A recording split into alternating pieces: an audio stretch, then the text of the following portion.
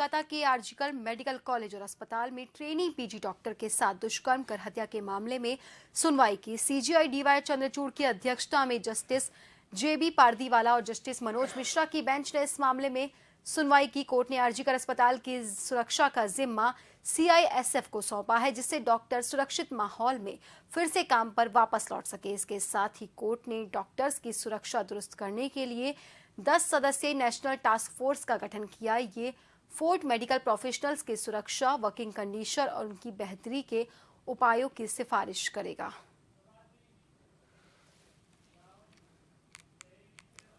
और इस खबर पर ज्यादा जानकारी के लिए हमारे साथ हमारे सहयोगी डॉक्टर प्रभात शर्मा सीधा हमारे साथ फोन लाइन पर जुड़ चुके हैं। डॉक्टर प्रभात, कोलकाता रेप केस मामले में आज सुप्रीम कोर्ट ने नेशनल टास्क फोर्स बनाई, इसके साथ ही वहां की पुलिस और सरकार को भी नाराजगी जाहिर की। तो क्या है पूरा मामला और आज के दौरान क्या कुछ कार्रवाई इस कोलकाता रेप केस मामले में अब तक हुई है?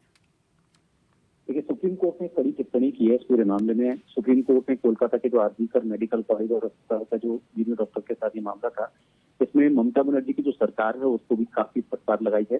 जो हालात देखे गए उनको देखते हुए सुप्रीम कोर्ट ने खुद अपने स्तर पर नेशनल टास्क फोर्स का गठन किया है और ये भी कहा है साथ में कि देश एक और ऐसी ही घटना का इंतजार नहीं कर सकता, जिसके बाद हम कदम लें। हम इसी घटना को बड़ी संजीदगी से ले रहे हैं। बंगाल सरकार के अस्पताल पर जो हंगामा हुआ था उस घटना के बाद हजारों की संख्या में लोग वहां पर पहुंचे थे, उसको लेकर एक जांच रिपोर्ट भी मांगी गई है।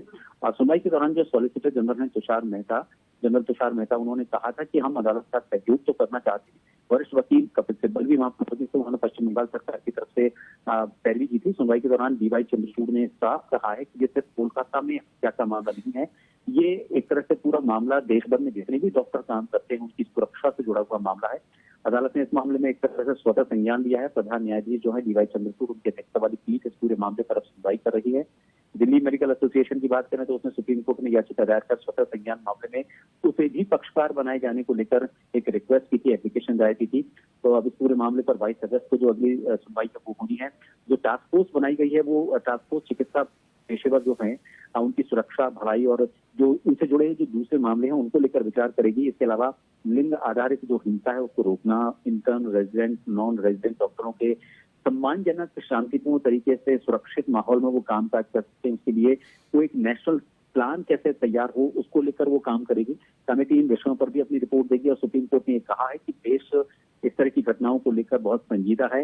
राज्य सरकार ये सुनिश्चित करेगी जो लोग तोड़फोड़ में शामिल थे, कोलकाता को लेकर ये बात कही गई है कि जो भी लोग उस अस्पताल में तोड़फोड़ में शामिल थे उनके खिलाफ जरूर से जरूर कार्रवाई होनी चाहिए और ये लोग इस बात को सुनिश्चित करें कि इस तरह की घटना वापस ना हो। कुल 14 सदस्य जो हैं इस टास्क फोर्स में बनाए गए हैं।